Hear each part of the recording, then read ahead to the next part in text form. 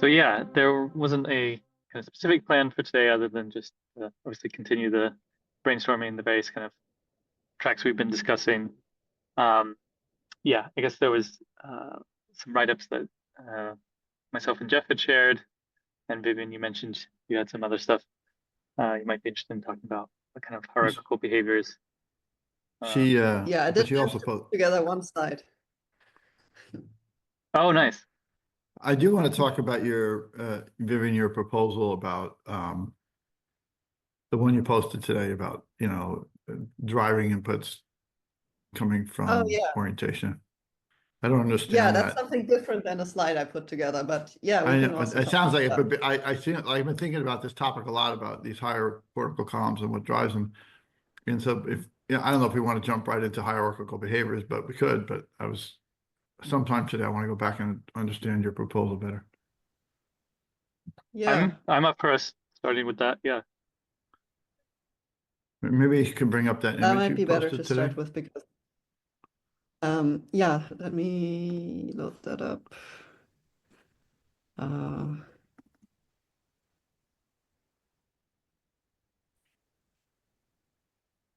While you're doing that, I mean, I'm not sure what's driving everyone else thinking, but um, in my mind, we have a lot of uncertainties about what happens we have a pretty good idea what's going on in first and second sensory regions.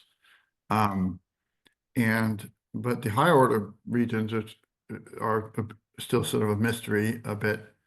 And we're trying to preserve kind of come up with a language. This is how I think of it. We're trying to come up with language that describes what all cortical columns do, and yet that language would encompass higher order regions and things we think they might do, which we don't really know very well. And so that's the general goal here. And I've been exploring one idea, which is just an idea that, maybe all cortical columns get some sort of sensory input, which would be helpful because that's how we describe our columns. Last week we looked at the basal ganglia, whether it could provide that kind of input. We didn't reach a conclusion on that. And then you have this proposal, Vivian, which is like, I'm not sure. I think I understand it, but maybe not. So maybe we can just go through it. I wasn't talking about this particular diagram unless you want to start with that one. yeah, I just thought I'll show this one first because that's like kind of the thing we, I guess, all agree on. So I just thought this was a nice diagram, also for everyone else who isn't as familiar with like sensor surround, receptive fields, and all that. And actually, I'd never seen it visualized like this. So for me, it was also kind of nice to see basically how layer 6 can, well, first of all, we have center surround ganglion cells as input to these LGN relay cells, which then get kind of pooled into a representation of an oriented edge, which then drives neurons in layer 6. But then the nice thing they show here is how input from layer 4, I meant to say. But then how input from layer 6 can actually kind of modulate these responses and kind of turn this receptive field, it looks like. Basically, I thought this Did fit they very show nicely it? with the core idea. Did they show it turning the receptor field? I don't think that did it? This was just showing it. It just is showing enhancing it, quote unquote. Yeah, so enhancing it to I the preferred. think I think this idea of changing orientation is new to us. I don't think anyone else has ever talked about it before. But if I'm wrong about that, it'd be great. Yeah, I've also always seen it described as like gain modulation, as you Right, say, and you like look just at kind of enhancing. It's more right. just like suppressing the alternative representation. So if you look at the lower right here, you see the before and Yeah, after. It's a sort of cleaner. I mean, you could read those words, to the preferred orientation. But I think they're just saying, hey, there's an orientation and it's cleaning it up or something like that. yeah, yeah. It's not exactly like as strong as what we're No, not even close. I mean, they're basically yeah. they're giving a minimal role to the thalamus of just sort of, shuffling the papers and straightening them up a bit, It's like, as opposed to doing anything useful. But it's Yeah. it shows the arrangement of things there. Yeah. Also, it makes Yeah. this picture makes no distinction between layer 6A and layer 6B, which we know there is a big distinction between those. Yeah. I'm So, yeah, the main reason I was looking for a picture like that was just for visualizing how the center surround cells get then pooled into like an edge representation. I see. So the arrangement down there. Yeah, and then I just thought Yeah. it was nice that they also showed the layer 6 backward projection, kind of at Right, least doing some right. modulation. Right. Yeah, anyways, Yeah. to the main diagram I wanted to show. The resolution is a bit low, but I hope it's okay. So maybe I just share it in a different way. I don't know if the resolution looks as bad for you as it does for me. I can read it myself. I don't know about other people. Let me do 1 second.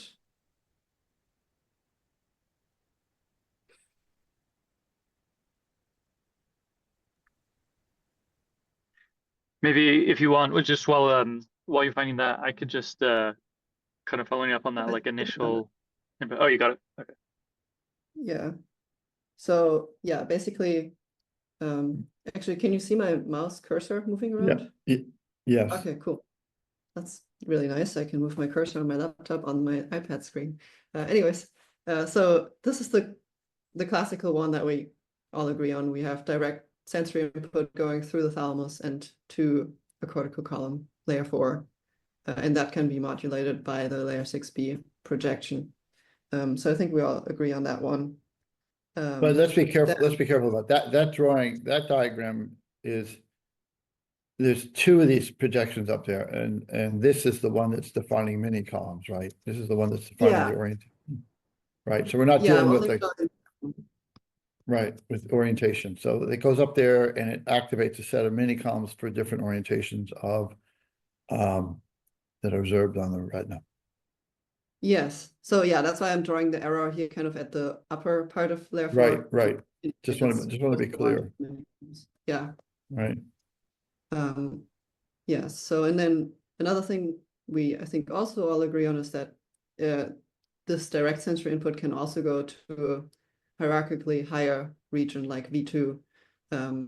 So the 3 columns shown here are supposed to be hierarchically arranged, with the one on the left being the lowest. There was just a nit detail here. I'm not sure we resolved whether or not that green arrow going up to column 2 actually came from the LGN or came from like a next region up in the pulvinar. I used to always think, it's going to be coming from the next thalamic region up the pulvinar, but I think someone wants to sort of pick. But yeah, I can go with this from a higher order thalamic nucleus now. But I like that. I'm just saying it may not be right. So. Yeah, I think that's what I read before. That I think there was some stuff about this in the shallow brain hypothesis paper, for example. Oh, good. I think, but yeah, I thought someone showed a paper recently that said, a V2 column gets input from LGN, and I was like, oh damn, I don't make that. Honestly, my memory is that we found evidence of both. That it was like that it's kind of like it goes from by LGN and higher order ones, but probably for more like the more whatever you call it, like abstract kind of the sensory input, the more likely it is going to be some sort of like higher order thalamic nuclei. Oh, okay. All right. Well, all right. So that's a little detail we can file away. Try to remember that maybe it comes from both. All right. Sorry to interrupt. Keep going. Yeah, no worries. Yeah, I think actually also in the Thalamus book by Sherman and Guillory, and also a lot of their papers, they talk about how the thalamus is kind of arranged or like divided by where it projects to, like, so every neocortical region projects. Right. I mean, that was my working assumption for decades. But then we saw one paper, which maybe the one that Niels has mentioned, so it said, LGN protects the V2 too. I'm like, oh shit, that's, you know, what the hell? That don't make sense. But let's keep going this way. We can just, Yeah, maybe we'll just okay. ignore it. We'll ignore the other data point for now.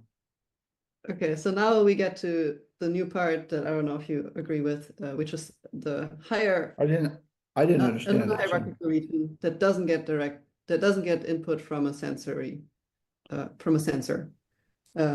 And so this adds a lot now, but basically, let's start with this one because it's a bit simpler.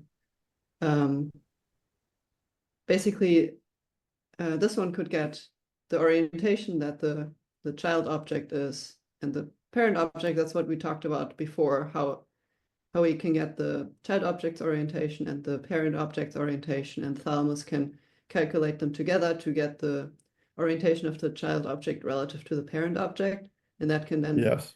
become the input to the mini columns here. And it could either be the only input it gets here if it doesn't get sensory input, or it could be an additional input it gets if this column also receives direct sensory input, but exactly the same mechanism that's drawn here, that it's basically the orientation of the child relative to the parent, which is similar as the orientation of the feature relative to the parent object. It's just that in this case, it's a orientation of a child object instead of the orientation of a sensory feature like an edge. And I think so this third column, if it's not observing something from the retina, for example, we've assumed it's inferred an object because it has to know the orientation of the object to pass back to the thalamus. So, but how's it observing an object? I mean, how's it inferring an object? I mean, you could, if I knew its orientation, I mean, the rightmost orange, yellow arrow. So in the beginning, is that arrow is the orientation of this column to, well, typically we say it's the orientation, that layer 6B is the orientation of the object relative to the sensor itself. It's an allocentric either. Yeah. But this case, we don't have that. This would just be a hypothesis in the beginning, same way as in the lowest column. This is also just a hypothesis in the very beginning, orienting this incoming feature. It's the exact same mechanism. It's just that the incoming orientation of the features is not an orientation of a sensory feature, but it's an orientation of a child object. But the same way as we have to do it at the lowest level, in the beginning, we don't know what it is. So we sent down a hypothesis and rotate it. But what am I modeling if I'm not getting any? It's sort of like I've sort of cut it off at the knees up there. I mean, what's this third column? It's orientations and locations of child objects relative to each other. So for example, if it models a face, it would model orientation of the mouth, orientation of the eyes, orientation of the nose, and locations relative to each other. Okay, but in that case, I mean, in that exact example, we would move our eyes to look at we would fixate on the eyes and nose and the mouth and so there would be there'd be a motor output of this column directing, or directing the eyes to move to those different features. Yeah. But you're saying I'm not getting any input from the retina, but I am still driving the retina. Is that what you're saying? I'm still moving the retina, but I'm not getting any input from it directly. Yeah, it could still have a motor output that moves the retina to another child object on the face, but the individual components like the eye itself and the nose itself would be recognized in the lower level column from the sensory inputs. Yeah, I'm still trying to internalize this. Well, I'm intrigued by it because for the reasons probably you like it, but I'm still struggling to internalize it. Well, yeah, I mean, the reason why I like it is because it's basically exactly the same mechanism as we use down here. And we already talked before about how features that come from the sensor are pretty much treated the same as features that come from L3 to L4 hierarchically, like the child object ID just becomes a feature on the parent object. And the same way the child object orientation just becomes like a mini column input on the parent object. Okay, right. So now you made some comment like there's no reason to have a spatial pooler in this third column. I'm not sure why you said that.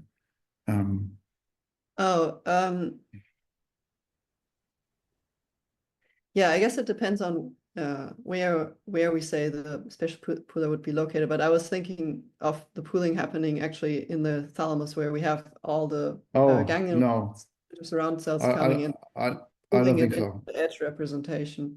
To me, the spatial pooler is always the double bouquet cells that define the mini columns. So yeah, so so let's that put that could be. So let's put that aside for a moment. There's pooling happening. So one of the things I've been thinking about, and I didn't really write it down or articulate it yet, but I was trying to imagine how we learn abstract things. And I was working on a hypothesis that abstract things are still tied to some sort of sensor abilities, sensors. And so when I learn mathematics, when I learn anything, well, even like right now, we are defining abstract ideas about the cortical columns, and we're using pictures to do it, right? There's a visual element to, these are very abstract concepts we're talking about, spatial pooler and these connections and what they're doing. So we're doing abstract thinking right now, and yet we're presented with a visual input. And I know that when I think about things, I have this sort of visual mental model of them, even if I can't always articulate exactly what it is, but there's sort of this visual aspect to my thinking. Spatial arrangements of things. So I was questioning whether like abstract thinking is really going to be based on the same sort of sensory-based concepts we already developed, which would be consistent with Mountcastle's proposal and the common learning algorithm and all this stuff. So, but I mean, here it would still be grounded in sensation. Right. This is why I like this, because I was having trouble making that work, but you haven't separated the sensor or vision from all of this. You still got the motor sense of vision, but you've gotten rid of the sensory input sense of vision. Yeah. Or at least direct sensory input, but like the child objects are ultimately grounded in. Of course. But this particular column on the right is not we still get movement information, like we still have relative locations in that. Right. So this is the thing I was confused about, and I think I wanted to really understand, because it smelled right. It was well, I thought originally you were divorcing this completely from sensory, like from the eye, but you're not. We're still moving the eye. We still have motor commands. We're still got a reference frame that's moving around. But we're just not getting direct sensory input from the eye. And that's a very simple idea I didn't understand. So there would still be, like, we would still get motor input going everywhere. Like it would go to here. And right. Well, I think maybe the first time you said this, you might have used some language which tripped me up with something like, you might have said like, oh, we no longer have to have input directly from the eye. And I'm like, well, wow. Okay. But it's not true. We do have input from the eye, but it's motor input. So it's a hybrid, as you point out. Yeah. Okay. I didn't understand this. I think I understand it now. At least I understand enough I can think about it myself and play around with the idea. I mean, it's an intriguing idea that by this idea that, like when we learn mathematics, we learn anything, we make diagrams like this. And even if I learned something through language, I was kind of coming up with examples where I could teach somebody something through language without a visual input. But I typically would, or at least often, I would describe through language visual scenarios. Or the language would describe something physical to teach an abstraction, So the question is, are all of our high level thoughts really grounded in perhaps even just vision? Because I'm not sure the same mechanism would work well for touch or sound. It may be that all of our abstract thoughts are really derived from essentially visual processing of some sort. But why would it not work well for touch? Oh, well, I was trying to come up with examples where I could think of learning abstract thoughts through touch. It's like hard to think of. I I feel mean, like I guess like it's used continually a lot as blind well. Like people. What, one at a time? I'm sorry. Go ahead, Niels. just that, like I feel like we use kind of more somatosensory descriptions a lot with abstract concepts as well. Like if you can grab a kind of something kind of mentally, or um, yeah, I don't know. It But feels again, like the I'm, key thing is more like if there's movement involved. Like yeah, sound and definitely like smell. At least for humans, there's not that much movement involved, so it feels like we don't, in general, well, have that much kind of it seems like we structured should, reference frames. but I was trying to come up with real examples where I'd say either I'd learn through touch, an abstract thought through touch, or I would communicate it to someone by describing touch sensations. I And mean, maybe there people is. who I are couldn't blind think of can it. still have abstract thoughts. So maybe it's just that if you're not born blind, you rely more on the visual sense. But if you are, you can Yeah. still learn through somatosensory. Well, maybe you're right. I mean, that's certainly true, right? Maybe if you're trying to describe a texture or something like that, like fur or something, it Yeah, but do you say like, oh, I guess you could say this mathematical concept is fuzzy? I don't know, but that could be Yeah, visual too. exactly. Well, but Yeah, or that's like really visual. I ran into a wall with my thinking, or Well, yeah, that maybe. But even that, I picture. Well, I guess maybe in the end, maybe I should say it isn't vision. Maybe I'll back off from that. Yeah, blind people can think abstractly, right? Right. That was the point that was just made, right?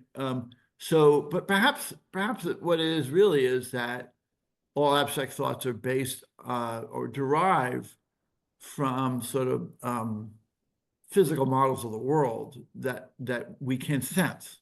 I mean, that's where it Yeah. starts. So it's Yeah, easy that's to what I- imagine, right? You can imagine, right.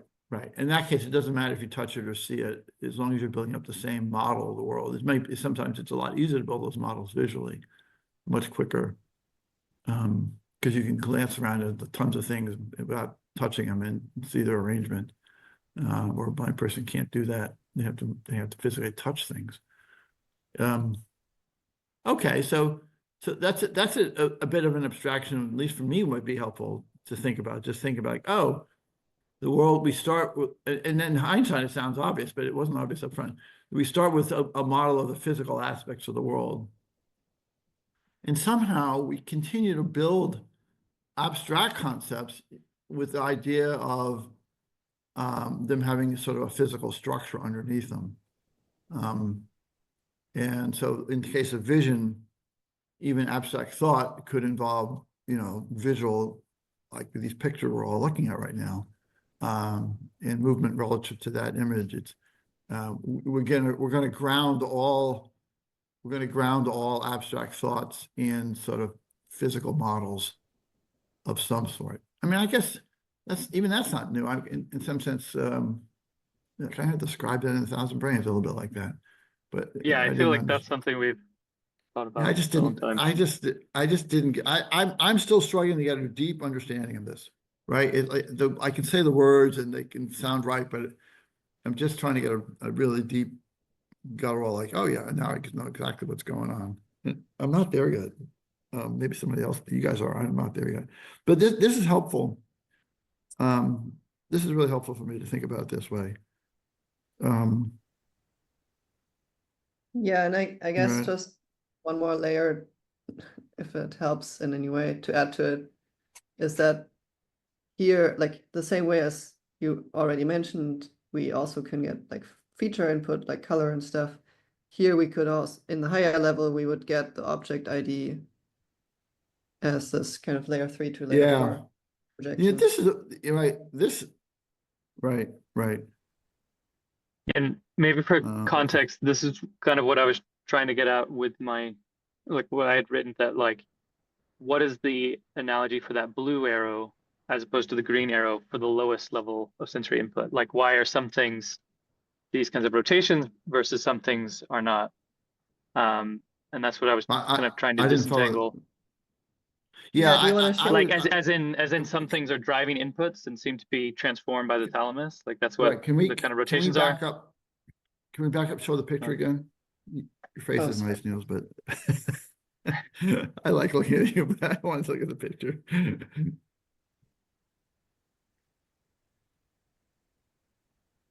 No, You got rid of it too quickly. sorry. See, I don't even want to talk about it until I see it, right? I don't even want to talk about it until I can see the image of it. Yeah, so All just right, that, you know, I think we had some, you know, clarity that okay, the kind of rotation input in, let's say, in the hierarchical area, that's, you know, the green arrow, that's the rotation, and then the blue one is just a biasing input. It's not going to, that's not the main driving input, the L3 to L4. And you know, it makes sense if there's the same thing at the lowest level of the system, that you have kind of things that are orientations that are more important for robustly recognizing things, and then you have things like maybe color that are less important. And maybe there's not a clear distinction. Maybe sometimes color is more of an edge. Maybe sometimes color is more of like you'd have a colored edge, and maybe sometimes it's more like a particular texture or pattern. yeah. But that's at least Well, what I was so- trying to get at, was that like maybe one of those is Well, kind so- of the model free, and that's kind of Yeah. like any of these kinds of perceptions, and it could also be like emotions and things like that. Whereas Right. the other one is the more kind of what's derived from center surround and becomes orientations. Right. So this, I think everything makes sense except for the blue arrow on the left. So right. So let's say the blue arrow on the right, these are SDRs, which are, you know, they represent, let's say, an object or behavior. Maybe we haven't done that yet, but let's say it represents an object. It's not, it's just, it's independent of its particular orientation. There's no transformation has to be done on it. It's just a bias saying, yeah, I'm observing this feature in column 2. I'm observing this object in column 2 that should bias you to what you should be seeing now in column 3. And that because it's an SDR, that you can't rotate it. There is nothing to rotate. But up to now, we've been working on the assumption that every input coming from the retina, and therefore every input coming from the thalamus, is a center surround receptive field. But This I makes guess, sense. yeah, does it have to be, or could it Well, be some things are center surround and those are what become the. So let me just finish up. At the moment, my understanding of the research says that every cell that goes through the thalamus is a center surround receptive field. The ganglion cells from the retina are all center surround receptive fields. Now that could be wrong, but that's what I've read. So, but it could be wrong. But I like it. I'm going with it. There's something really nice about the center surround. I try to write that up, is that it represents a center surround cell only active if there's something happening there. You know, there's no point in reporting stuff that's not happening. It's like, you know, center surround. So a uniform field of illumination on the retina will not activate a center surround cell. It doesn't matter if it's color or black or white. It doesn't matter. Rods or cones. So that's my understanding. So in that case, it's hard to explain the blue arrow on the left, which is coming from the thalamus and projecting to the sort of the mid or distal dendrites of the layer 4 cells. So again, the green arrow drives which columns are active, which mini columns are active. And that's basically the encoding. Essentially, models are basically orientations at locations. And then the blue arrow is like, helps you differentiate. It's a bias. It's not a driver. So that blue arrow is not a driver. Yet, how is it that a center surround field would make sense for that input? It's substantially different than the blue arrow on the right. Well, let's put it that way.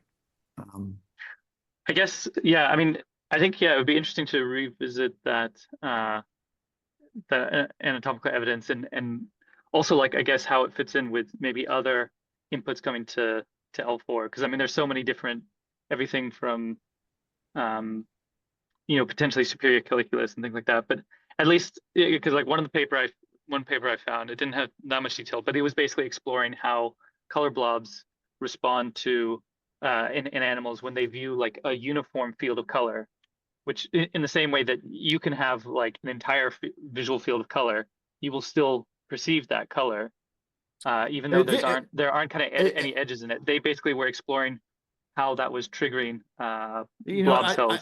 I'm interested in that because my understanding is that if I were to immerse you in a complete uniform color field, the moment it appears, you're aware of the color, but over time it fades away. Yeah, for like a long time, maybe. Is it a long time, or you know, what my point is that not like seconds, or probably not even minutes.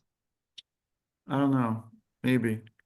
Um, Anyway, you know, the dogma is that everything that goes into everything that's like a information content neuron or axon that goes to the cortex comes through the thalamus.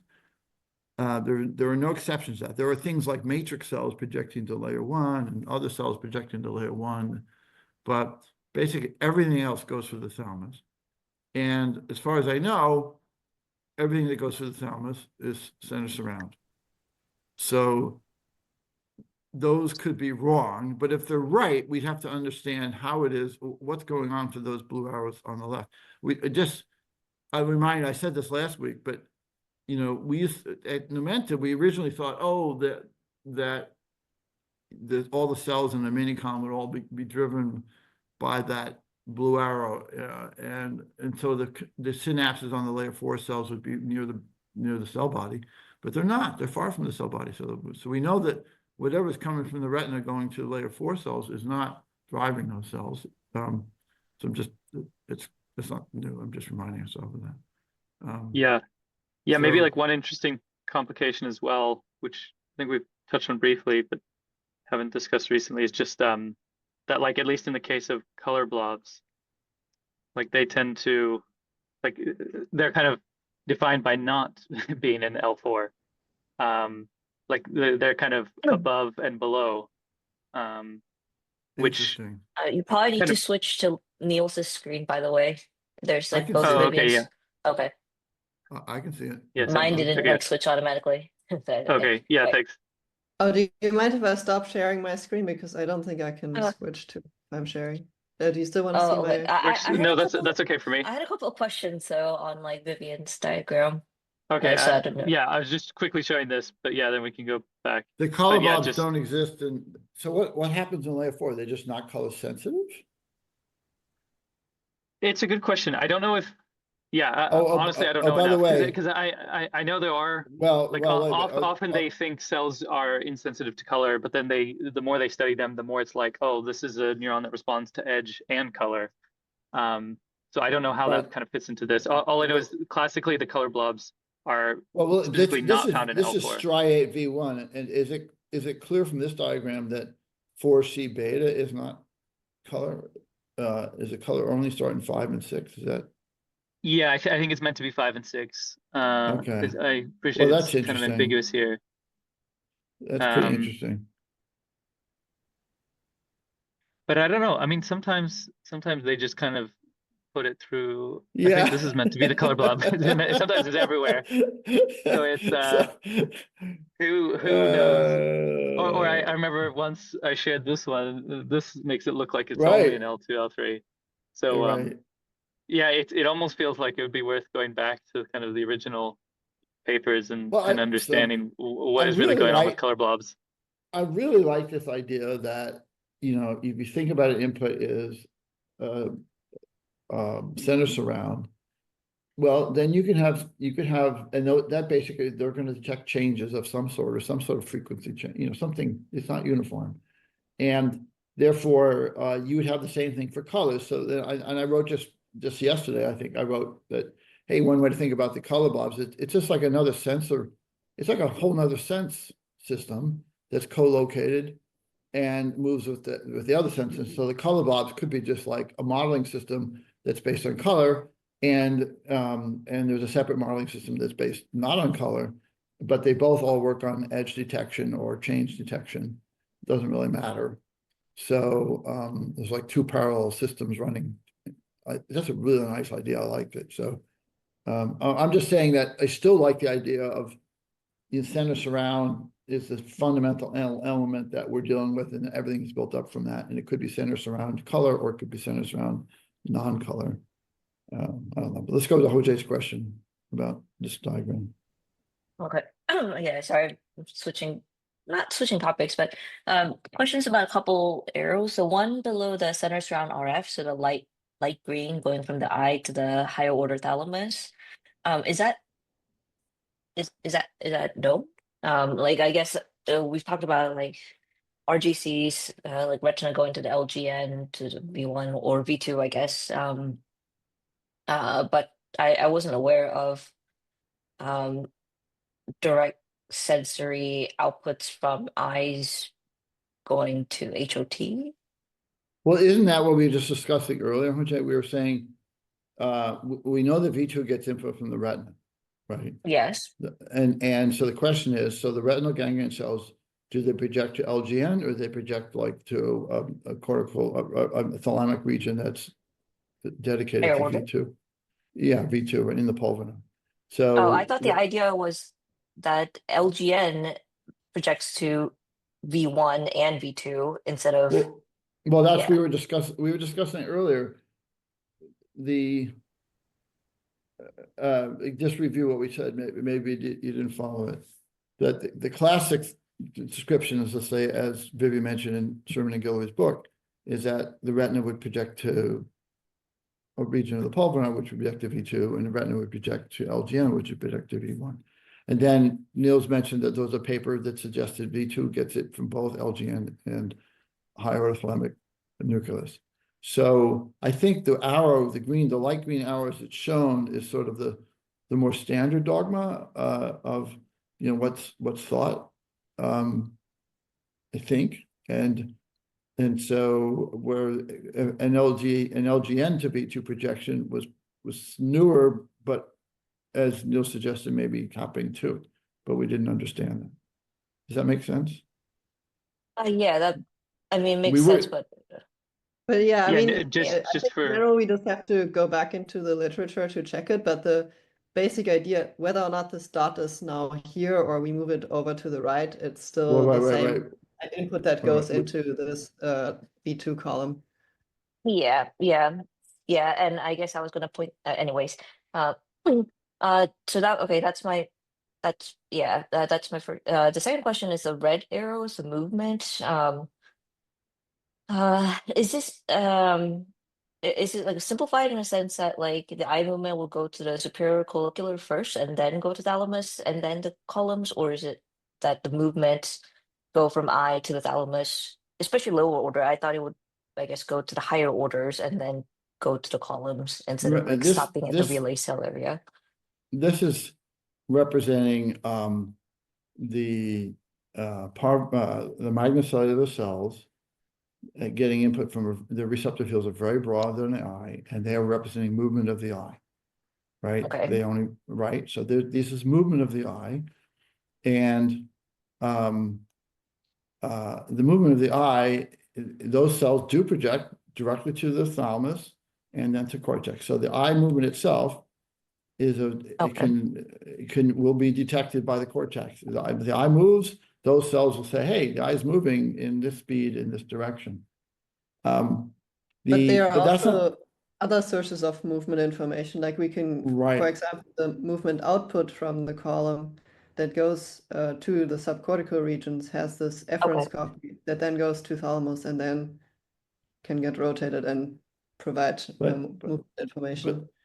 But there's other ones too, like imagine the vestibular system. It has strong projections to LGN and the pulvinar.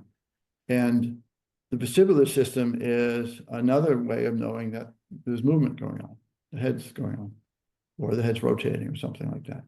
So there are other things that could provide signals for movement. But I think all you have to think about is that those relay cells are representing movement, and they're going to the thalamus because that movement has to be changed its orientation based on the orientation of the object to the retina. And but the source of the movement command could come from the eye, it could come from the superior colliculus, it could come from the pulvinar. Okay. There's lots of places it could come from. And one of the earlier diagrams, the diagram we have in the paper, the hierarchy paper, shows that. It shows multiple sources of movement information going into the thalamus. The movement of the visual stimulus as well, is that accounted for in the red arrow, or The visual stimulus, meaning like the object itself is moving? yeah, something is moving because these That's- cells don't know. That would be the input to, like, that would be the shorter receptive field magnocellular cells that would then go to layer 3 for the behavioral model. Right, I right. see. So Remember, so the same Or-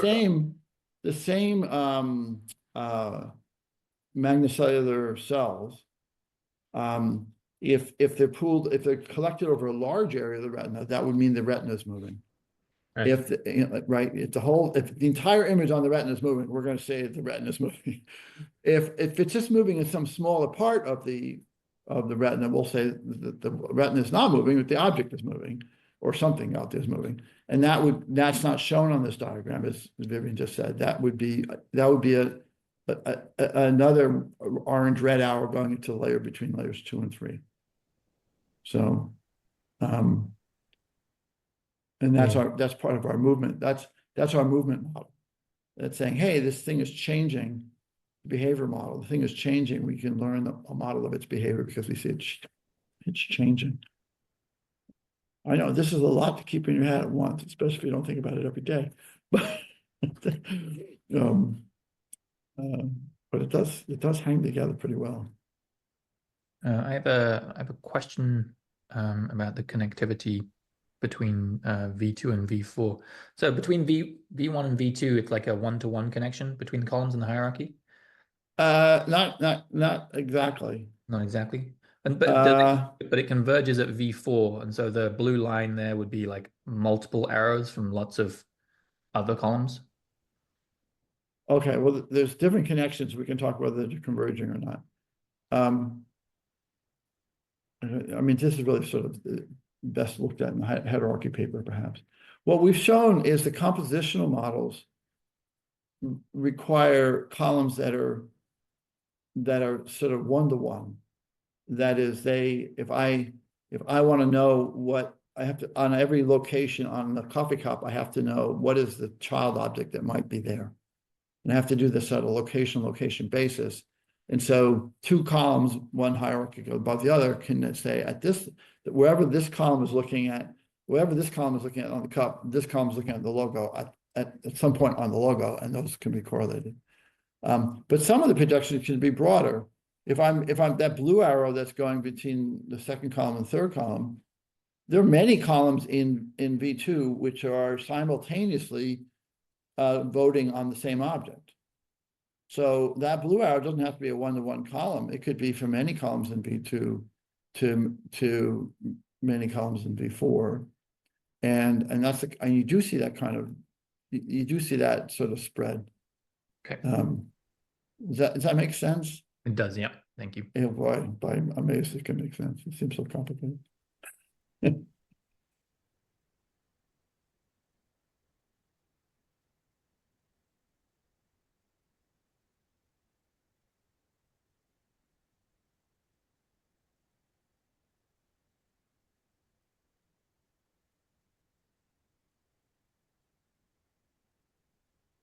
What's next?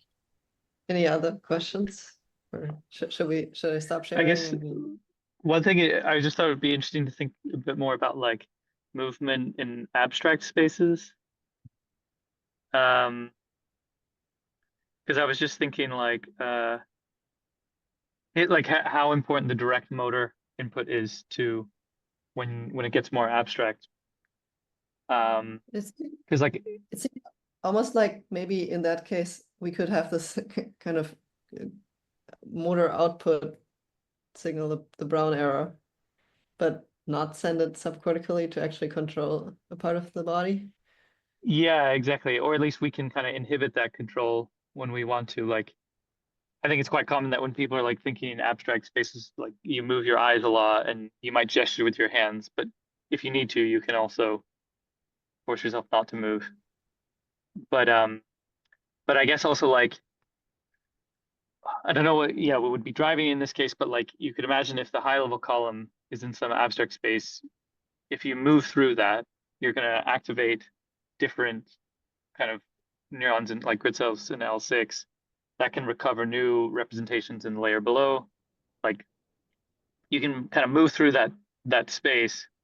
And so I was just thinking, Viviane's proposal that there is no abstract movement space, that we're still moving stuff. oh, Jeff, you're kind of quiet, or it sounds like you're far away from your computer. I was, but I had my headset on, so I was making a cup of coffee, but can you hear me now? Okay. Is that right? Yeah, now I can hear you well. I was only 10 feet from my computer. I'm using my earbuds, so.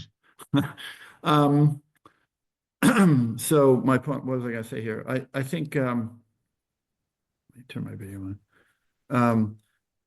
No, going back to our earlier discussion, when we were talking about Viviane's proposal, I was saying, oh, great, movement is still sort of in visual space. The features are not, but the movement is. Yeah. But now you're saying, but that's different than we used to think about it. We used to think, oh, movement in abstract space, but I thought the current proposal is we don't have an abstract space, we have visual space. So I'm confused. Yeah, I guess I just thought it'd be interesting to talk through that a bit more and just kind of think about it with some concrete examples. Okay, but now we're back to, okay, that's sort of abandoning what we just discussed earlier. I'm not saying we should abandon it. I'm just saying I think It's it would okay. It's okay, but I'm just. But it's just clear. like, I'm just trying to think. Yeah. I'm just thinking it's an alternate hypothesis. So no, we haven't settled on anything. So an alternate hypothesis is that this movement isn't related. The one we discussed earlier is that even abstract thinking is going to be movements that will be, visual in some sense. You're going to or tactile, but the point is there's still a physical movement correspondence even in higher level regions. And yeah, which is different than we've talked about it before, where we've said, concepts live in an abstract space and movements in abstract space, are not physical. And I try to make up some examples of that in my book. But I could be totally wrong. So I'm just saying, I don't mind talking about abstract movements, but I just want to point out, it is an alternate to the picture we have in front of us. It's not the same. It's like saying, okay, no, let's not abandon the idea of abstract movements yet. right. Which I'm fine with. I just don't know how to make sense of it. Yeah. I guess it's like, this is definitely not a well formulated thought or whatever, but I mean, it's something I think we've talked about before is kind of, how you can imagine flow and like movement at the lowest level is just these kinds of bit patterns changing, and there's kind of like a flow to that movement of like where things tend to be moving together and things like that.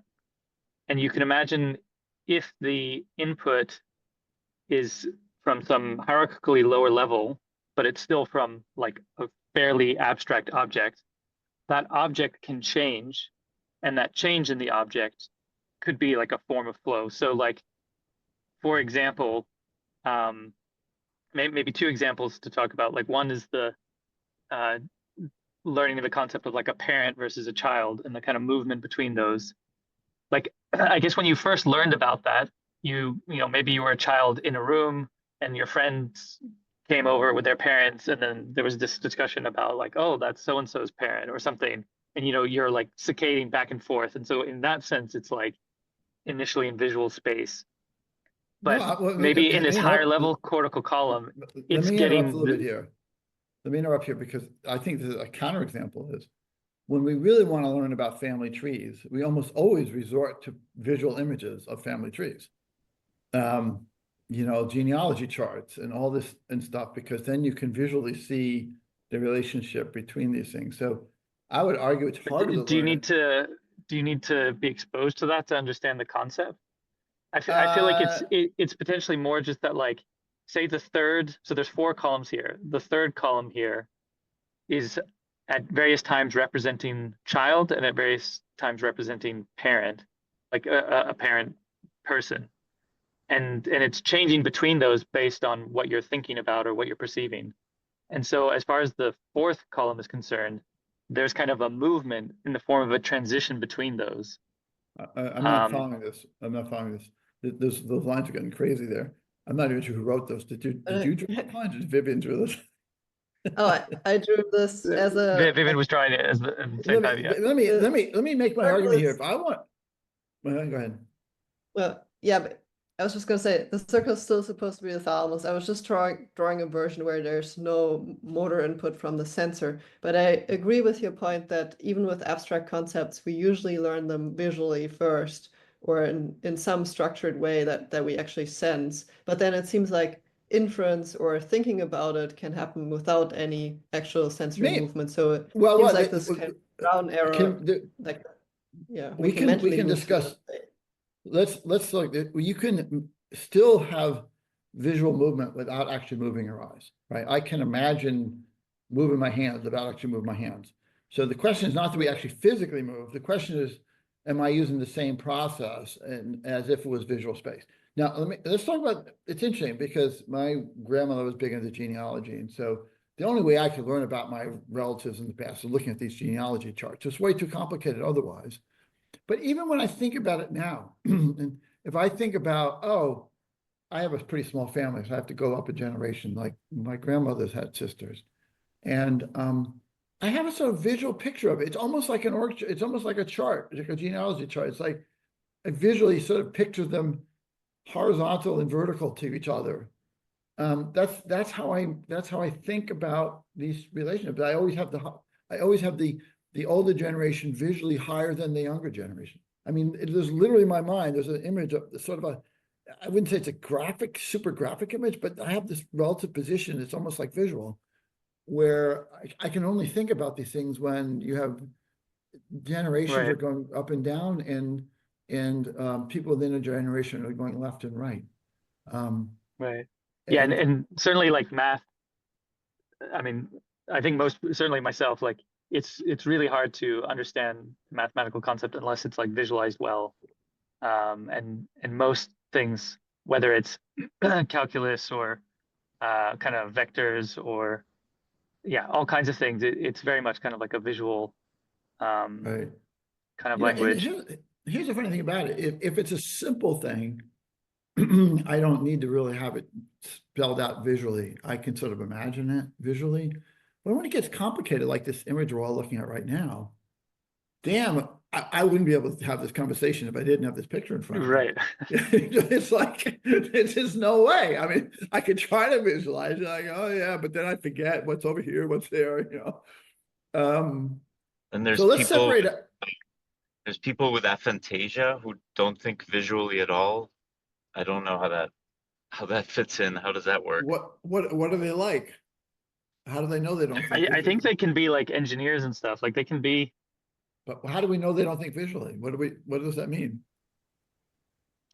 They blind? report not seeing any visual imagery in their mind's eye at all. They must have some imagery. They must have some kind of something. You must have concepts in your head. I mean, you can't.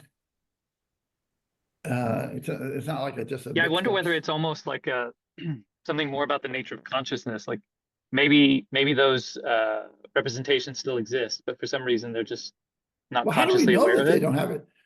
Do they have any? Well, but that's the thing. It's through self-report. That's what I mean. So like, do they those have representations any might. I don't know. Yeah, you know, Misha. Oh, I mean, it's just something you can diagnose and say, yeah, this person can't do things. Yeah, it's a pretty well-known phenomenon. It's a whole spectrum of they say people are on a spectrum of, you know, from very visual to zero. But what is there a deficit? I mean, is there some like, oh, if you have this condition, you can't do certain things, or you make mistakes, or is it just purely a self-reporting when they're, I mean, are they just as capable as everybody else, and they just say, I don't have any visual inputs or visual imagery? I'm not sure. I'll look something up. If there's no deficit, then I don't trust it. I mean, I have to, you know, think about like, oh, it's kind of visual, but it's not really visual. It's just like with the parent-child relationships, you know, I say, oh, I imagine the parents are above children. That's an arbitrary way to think about it, but that's the way our charts usually show it, and therefore that's how I've come to internalize it. And if these people, if I ask them what their parent-child relationship, they must have something they think about. It just doesn't pop in their head somehow. I can't imagine. Or maybe they just don't Yeah, I mean, report they would be these able things. to draw a family tree or something, I would assume. If they are engineers, they must be able to like draw concepts and Right. kind of project their models back onto paper. Right. And it's interesting, if I had to draw a family tree, I'd have to think, it would be much harder for me to draw it upside down. It'd be really easy for me to draw it the classic way. You know, I'd put my grandparents at the top and I'd start going down like that. If I had the other way, I'd have to think each step of the way. I'd have to go, oh, let's see, okay. I Or do feel it we should be sideways. careful about generalizing from our experience of literacy and seeing charts everywhere. Like if you're illiterate, living with your family, and you didn't draw charts or write or don't know writing, Well, you can wait, still illiterate very doesn't well conceptualize your family, Right, but and literacy is and just probably not being better able than to we read. can. No, wait. Literacy doesn't mean you understand pictures. Literacy just means you don't know the words. So, I mean, I think an illiterate person could, no problem at all, understand a family tree. In fact, they've probably seen them. They see signs, they see everything. They get around with it. They just don't know words. What I mean So- by illiterate is like not even bothering with science, just conceptualize being embedded in living with your family. You just understand who's who without having to draw trees, is what I'm trying to say. Right, but you probably have a sort of impoverished understanding. It'd be very difficult to I don't know. I mean, just okay. Well, I mean, look, But yeah, I mean, you still your point, introspection is dangerous, but it's also quite useful. So we shouldn't abandon it.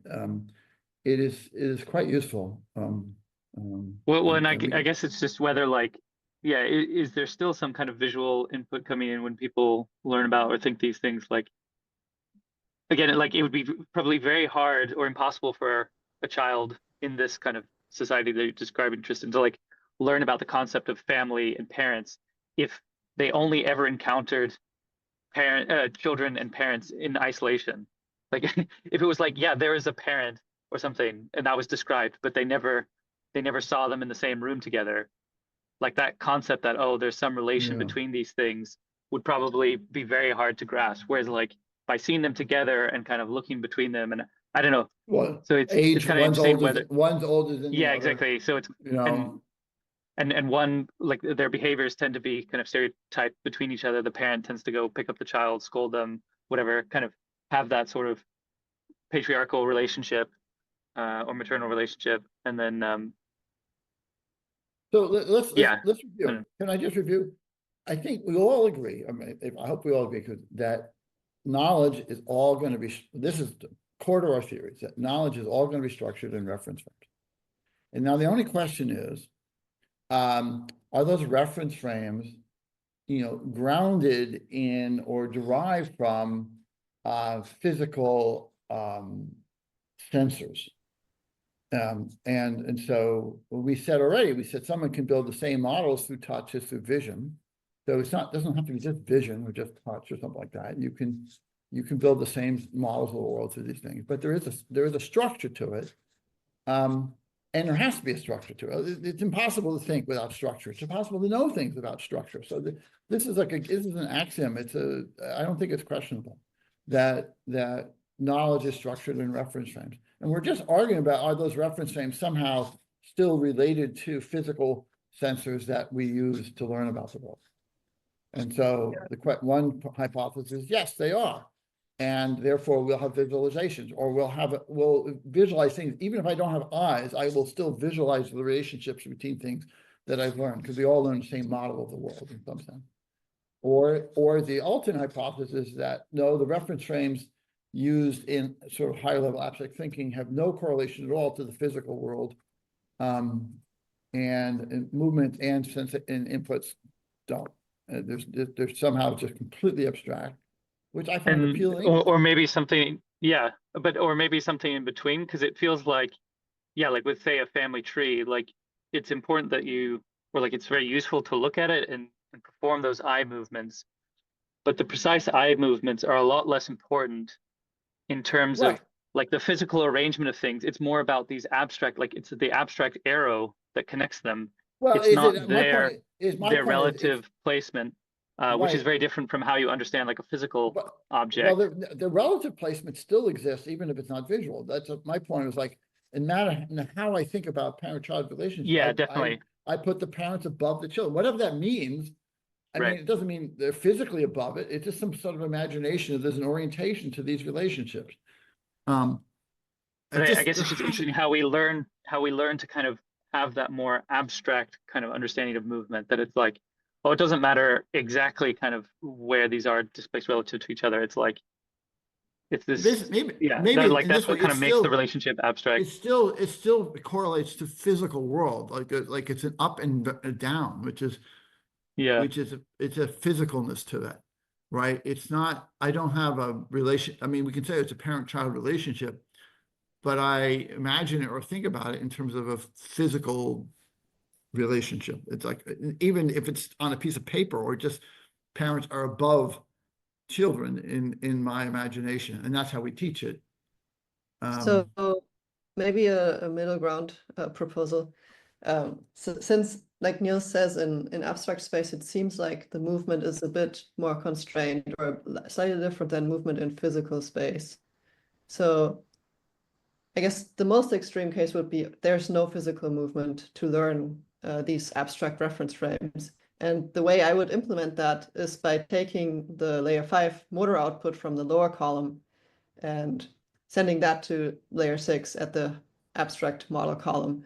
And basically layer 5 of the lower column would learn how to send proper movement commands to move through this abstract space, or the layer 6 would learn how to interpret these layer 5 motor just commands. remember, the layer 5 outputs, as it's just typically described, always project to someplace physical movement related.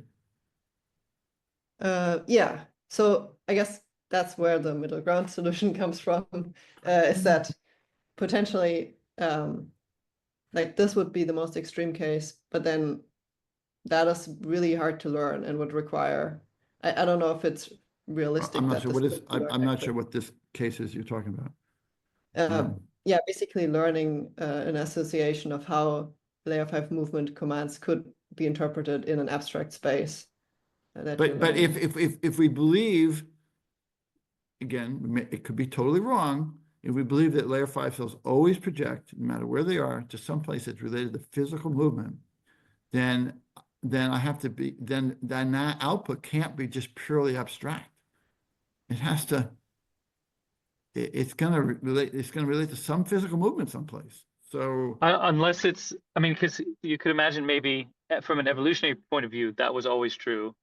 And maybe now in humans, I mean, maybe, I don't know if there's evidence of this, but if you look at prefrontal cortex, maybe almost like the part that goes on from the kind of subcortical structures is either atrophied or chronically suppressed or something, because it doesn't matter anymore. Well, right, all right. So that was the question, right?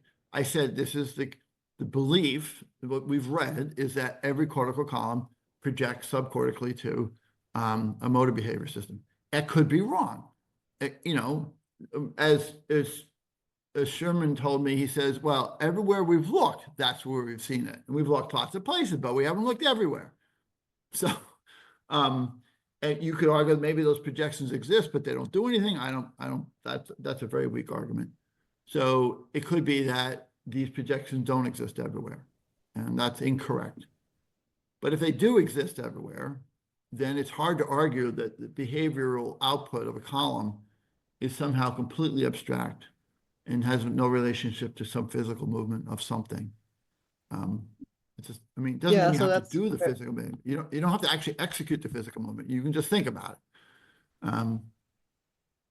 Yeah, so that's where I would say like the middle ground solution is kind of like, it's really useful to support this learning of abstract spaces with actual physical movement, like looking at a family tree drawn, and there might be the possibility to send an actual motor command subcortically, but as Neil said, maybe that's atrophied, or it just doesn't happen very often as you're thinking through abstract space. You could just inhibit it, like, I mean, well, okay, but inhibit it still means it's the physical movement, and you're just not doing it. right? Right. I'm okay with that. I'm good with that. Absolutely, that happens. There's no question. Yeah. I And can I mean, imagine. I think I can- again that kind of fits with how, like, when if people aren't kind of holding themselves back too much, like right now, I think when you're kind of thinking, you do a lot of physical movement. I think that happens invariably. I mean, I can look it up.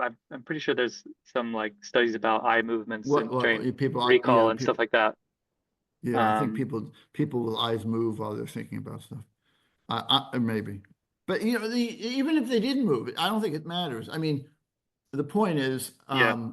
there's lots of any behavior. I can imagine doing all kinds of behaviors. I can imagine picking up my coffee cup right now and what it's going to feel like, but I don't have to do it. I'm still imagining it. I can imagine bringing it up to my mouth. You know, it's like, so the neurons that I would fire when I do that are going through their motions, and I can just suppress them. I can just run the system without actually doing something. So that's not an issue. I guess really the real issue here is, are there sort of true abstract spaces that have no correlation to physical movement in the world, or physical, or changing positions in some sort of a space that corresponds to the world space, or that can be a space that can be explored by sensors. I think that kind of space is very hard to learn for us. Or yeah. What's that? Say it again? I think that kind of space would be very hard to learn for us. I would say it's more the opposite, that the abstract spaces are usually a simplified version of the physical space. Like it's a more constrained way that you would move through it. Like the family trees, you have very discrete relationships between them. But again, right, but I imagine, when I think about family trees, I imagine them literally like images of family trees, as opposed to, I don't imagine where my grandparents sat in the house versus where my parents sat in the house. You know, it's like I see this sort of abstract. I mean, it is an abstract representation of a family.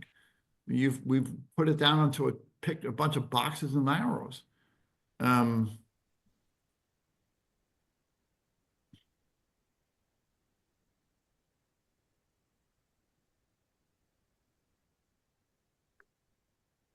Well, what time is it here? We're not going to reach a conclusion. I'm going to state what I'm going to work on, and then you guys can, I'm going to just throw it out there, see if anyone has suggestions on it, and then other people can take different approaches at this point in time. I'm going to work on the idea that Viviane's proposed, which is that that in sense the movements still correspond to, in some sense, physical movements, and that we might be imagining these physical movements relative to images and so on, but they're still physical movements, but there's no sensory data coming in. So I'm going to use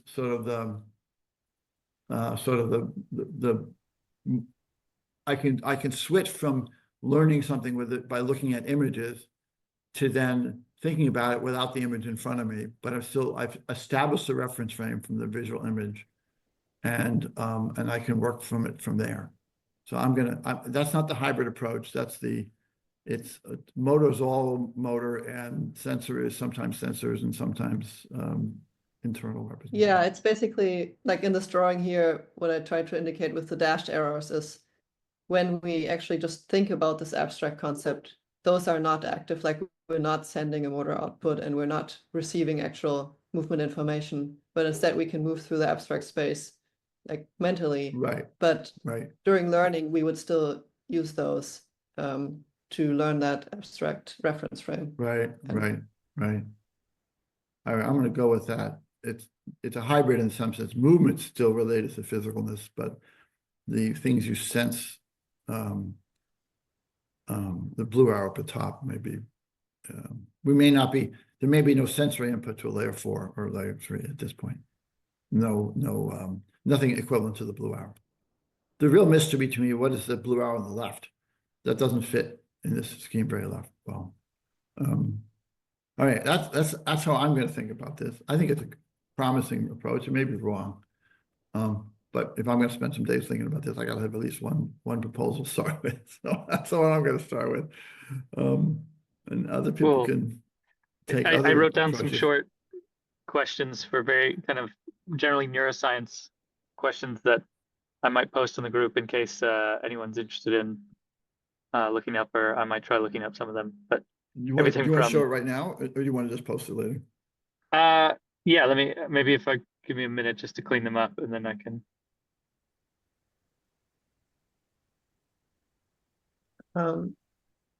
Do you want me to share my one slide while you're cleaning them up, or? Oh, yeah. Let's go to that. I forgot about that. Don't want to miss that. Yeah, it's really more an idea to throw out there. Again, maybe something to think about more.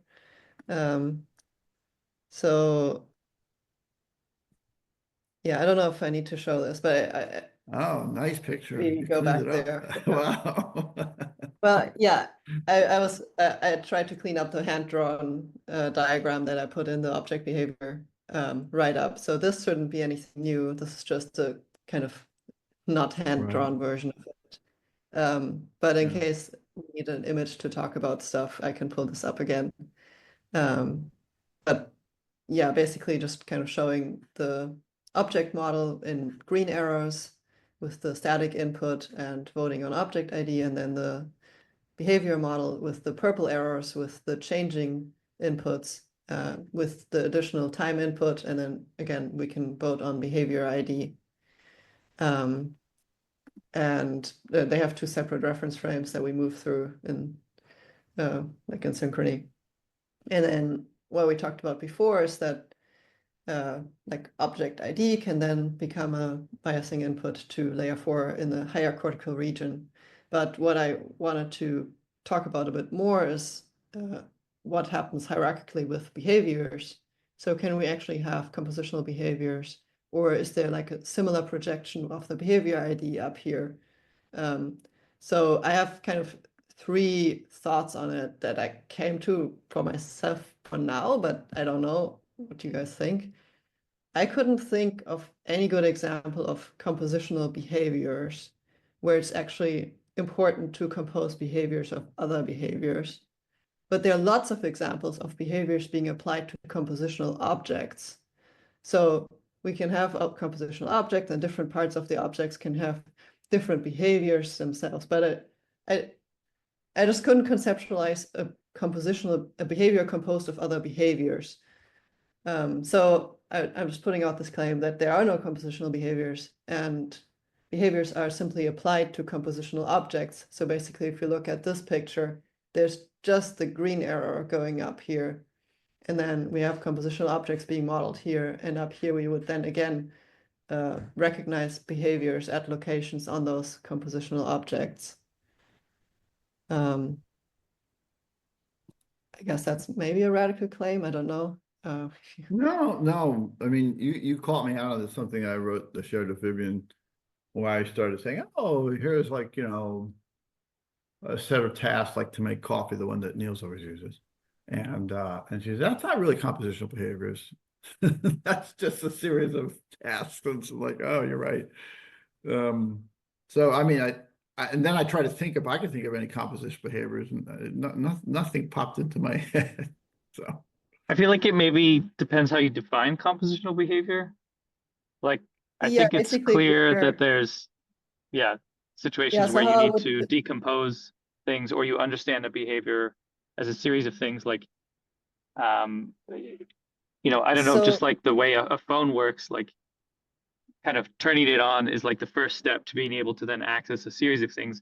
Going into an app is the first part of being able to access a series of things.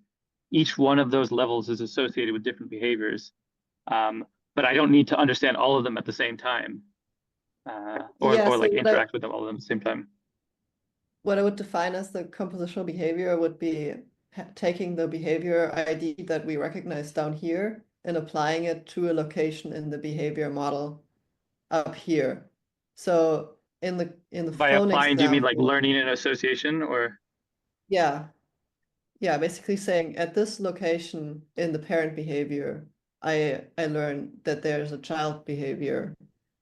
So I think in the phone example, I would again solve it as having a compositional object with different behaviors. So like opening the app on your phone would be going to a different object ID, which then has like that's the behavior of going from one object ID to another, like your phone home screen to the app home screen.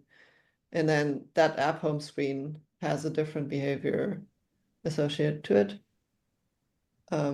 Maybe does that make- I feel like the coffee example, like, so the like behavioral state at least of like the coffee machine is on is a useful thing to have in the higher level planning kind of behavior or whatever of like brewing coffee. But it's not necessarily compositional because Yeah, it's I think, like that's still being passed up, that information. but I would assume. let's Viviane, I think, mentioned the key element earlier. When we think about compositional objects, we say there's a child object assigned to locations on a parent object. So if we're going to think about compositional behaviors, there'd have to be a child behavior assigned to a location on a parent behavior. I just thought of, I made one up just sitting here now. Imagine there's a little disk that has an interesting pattern on it. Say it's the letter A. And this disk has a behavior that it'll spin around counterclockwise 360 degrees and then stop. And when I see this disk, I know it has that behavior. I say, oh, there's a little spinning A. And now I could say that spinning A is now, I'm going to attach it to the upper arm of or let's say the bottom of the stapler, or the upper arm of the stapler, say the upper arm of the stapler. And when I lift the upper arm of the stapler, that A spins. And I can put that little spinning A on a door. And if I pull I turn the door handle right above it's a little A and it spins. So those are examples where the little spinning A has its own behavior. When I see it someplace new, like on the stapler arm, I don't have to learn its behavior. I already know that it spins 360 degrees. But I now know that it's located, it's part of a behavior of lifting the stapler arm. Yeah, so I was thinking about a similar one, and originally I was thinking, okay, so I can solve this with applying behaviors to compositional parts of this object. So the A has the spinning behavior, and the stapler has the opening behavior, and the A is a child object on the stapler. But now you're bringing in an interesting component of where the child behavior is dependent on the parent behavior. So you said if you open the stapler, then the A spins, and only then. So yeah, Right. now I'm not sure anymore if, yeah, maybe it does need compositional behaviors. Well, that's an example where the spinning A is located. Its behavior is, the key for me is I don't have to relearn the spinning A. Once I've learned that behavior, I can assign it to a new thing that has its own behavior. That's the key. That's the key to compositionality. You don't have to relearn it, right? You can just Right. Well, okay, so if only that part, I still feel like I can solve it with having compositional objects and then applying behaviors to the child objects on those compositional Okay. objects. But the main part that made me question whether we need it now is that you said there's a dependency between child behaviors on the same object. So like the parent behavior would need to learn these dependencies between those. Yeah, this is why I feel like the definition of compositional behavior is important, because I think basically we can all agree that there are objects where like you will have like one behavior of a child, you'll have another behavior of a parent, and you'd be interested in associating those two potentially. But yeah, like one way of describing that is just compositional objects where each object can have a behavior. So I don't think like anyone's denying that that's important, right? And then the question is kind of how the behaviors might interact across the hierarchy, which is maybe a bit more of a gray zone. Yeah. Well, we're all just sort of, it's hard to follow these conversations, but I just realized a behavior, when I talked about the spinning A, the behavior is not the spinning A. The behavior is spinning.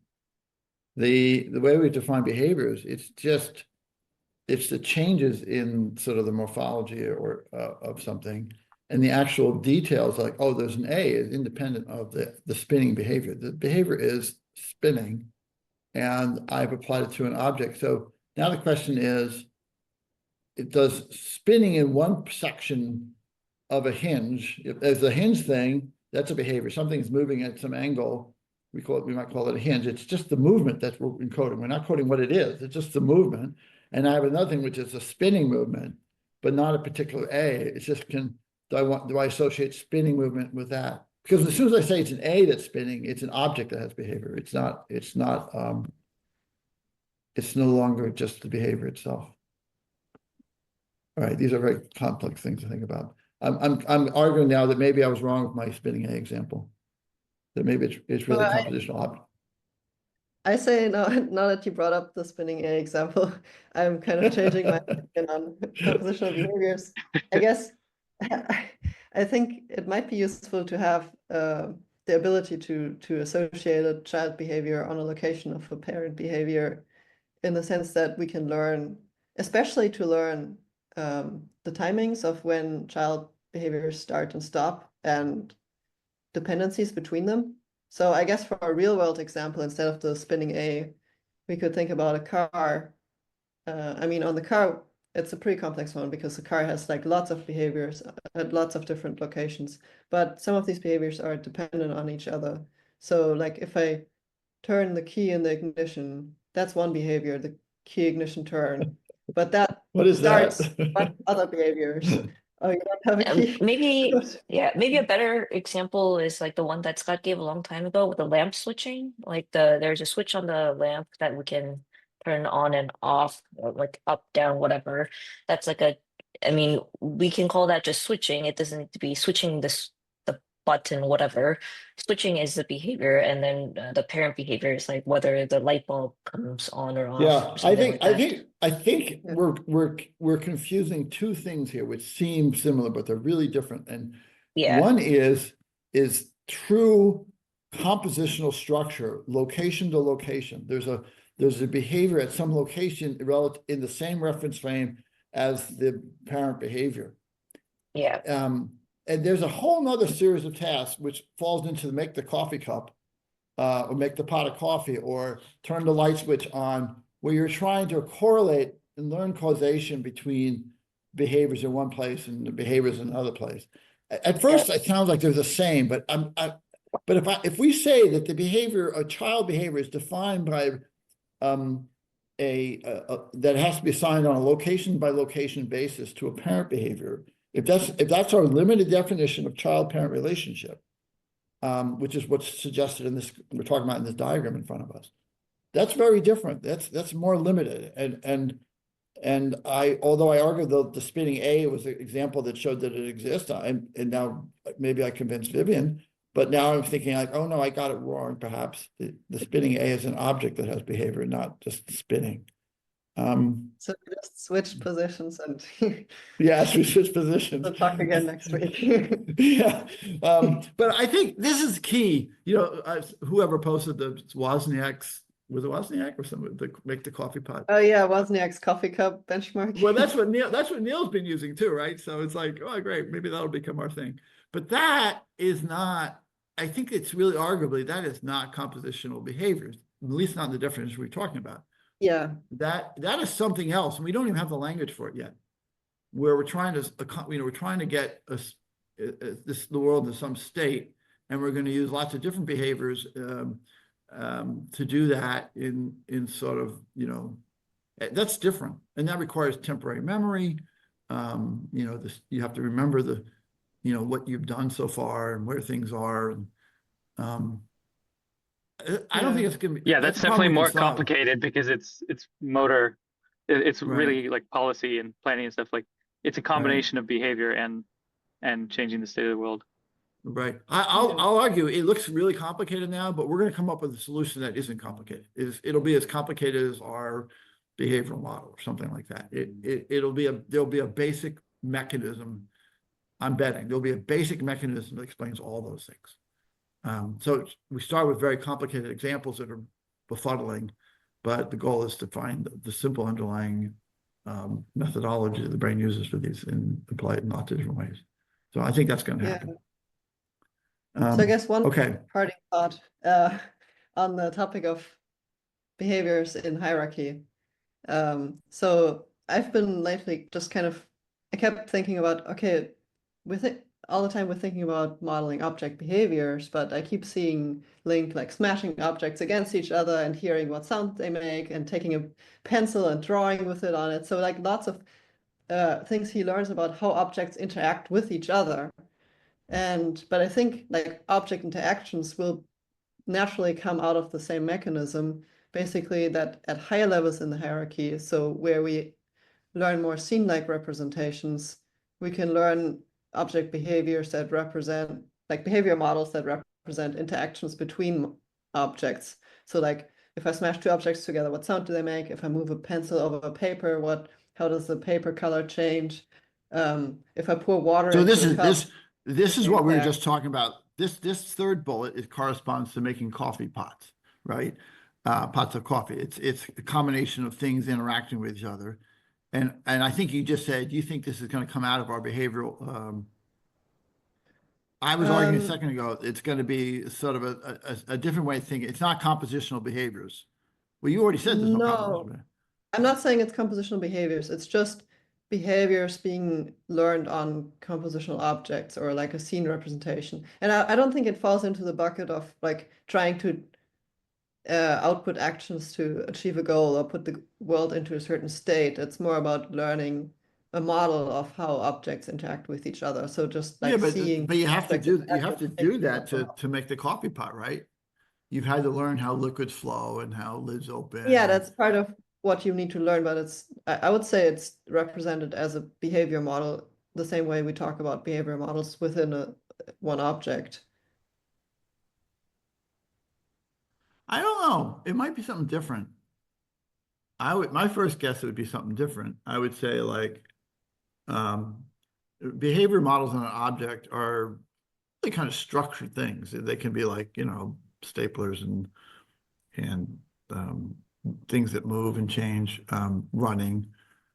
It seems to me like these kind of interactions between objects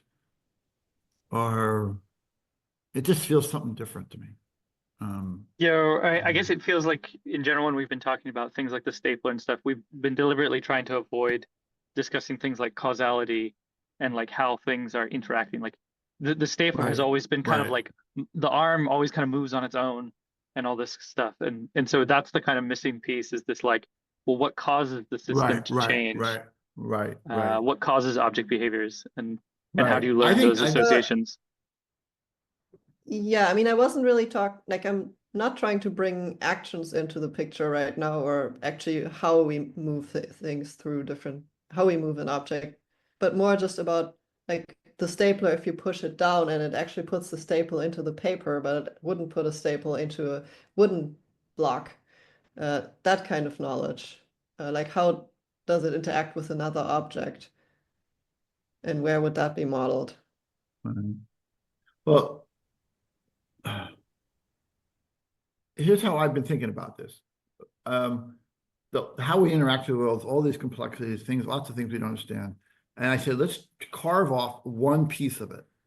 The one piece of it that we could start with was how do we model behaviors of objects? That was just a small piece of it. I mean, and it was a very challenging problem, but it was a small piece of the bigger issue. It was just like, oh, I think we're going to have to need to know this. Well, I know we're going to need to know this before we can go on and tackle something else, right? It's like a foundation component.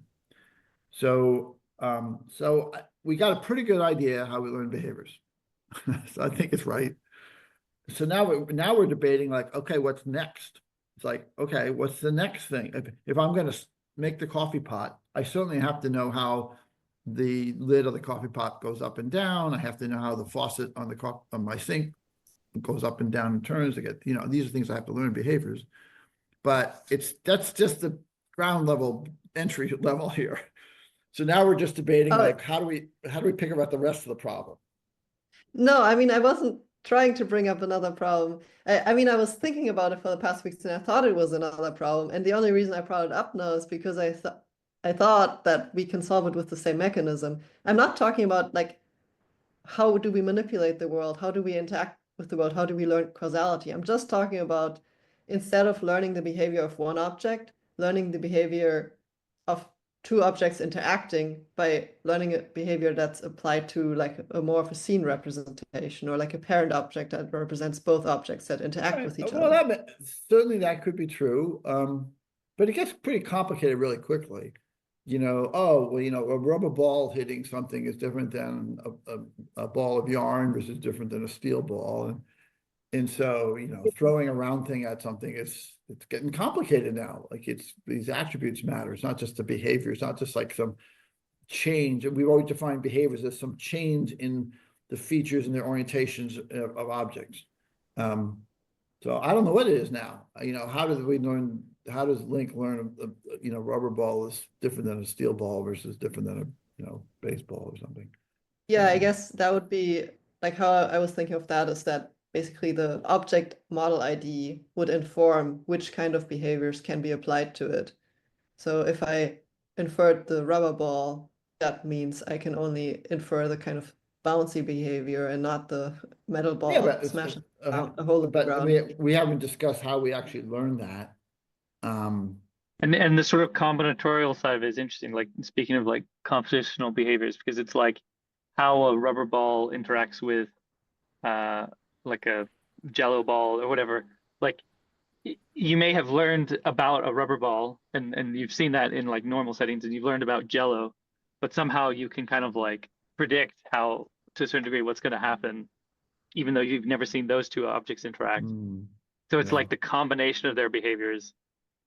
You know, we have another week of brainstorming coming up after the hackathon, and it's only like 2 months away, I think, right? The last week of brainstorm we had a topic. The topic was to understand object behaviors, and so it was helpful to know that in advance, so you could sort of prep your brain for it and make it more likely that we succeed at that. I'm asking myself, what should be the topic that we're going to try to solve 2 months from now? And we're dancing around it here. I mean, I'd love to say, oh, make a pot of coffee. That seems too ambitious for the next 2 months, maybe by the end of the year. But right now, that seems too ambitious.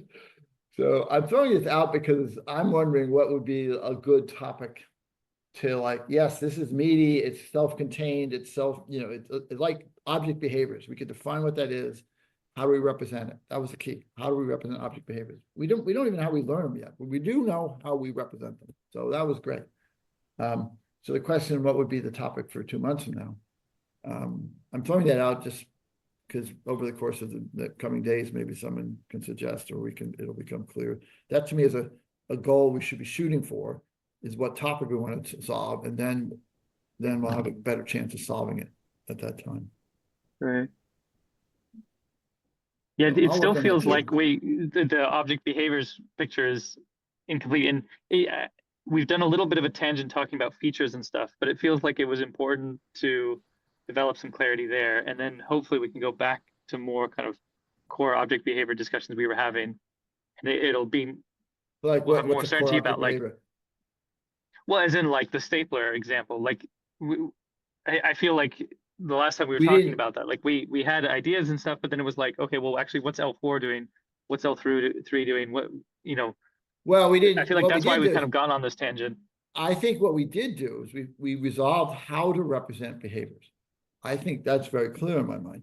We didn't resolve how that representation of behaviors translates to predictions about physical observations, like what the stapler top will look like when it's rotated up. Yeah, I guess that's what I mean. There was like missing pieces. I would say that's the next big one. Like how do we actually make predictions when we apply a behavior to an object, to a new object?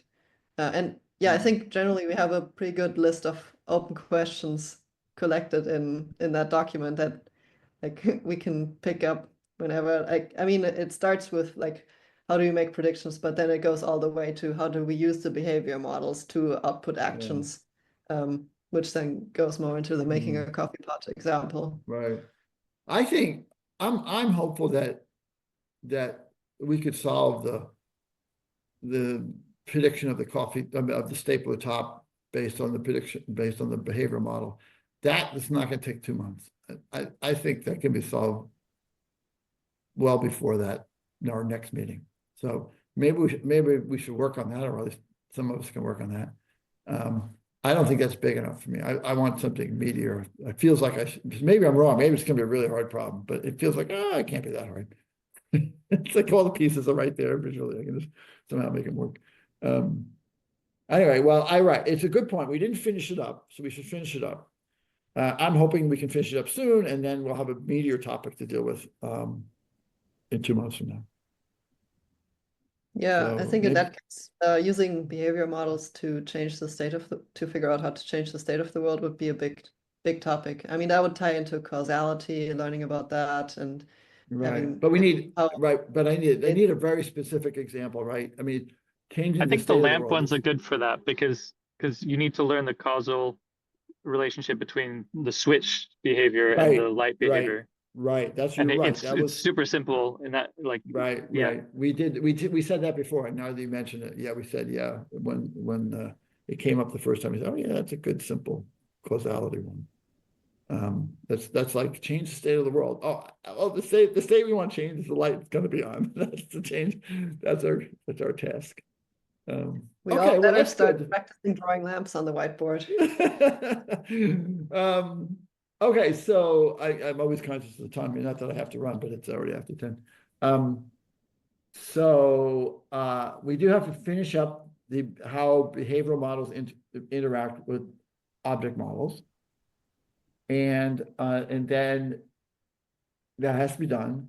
And then, but we also can move on to the lamp model, the switch, and learning causality, something like that. Does that make sense? Yeah, Yeah, and I sounds think good. talking about the lamp example might actually help us figure out also whether we have compositional behaviors or not. Right. Well, I think also thinking about how the behavior predicts the morphology of an object is also might be related to, might also play into that.